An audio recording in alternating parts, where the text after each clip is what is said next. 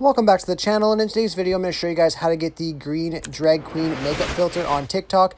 Really easy and simple to do. If you're unaware what that looks like, it just looks like this right here. Basically changes hair and makeup on the person. It's actually really funny. So all you have to do to get this filter is just head over to TikTok and just search for the drag queen makeup filter.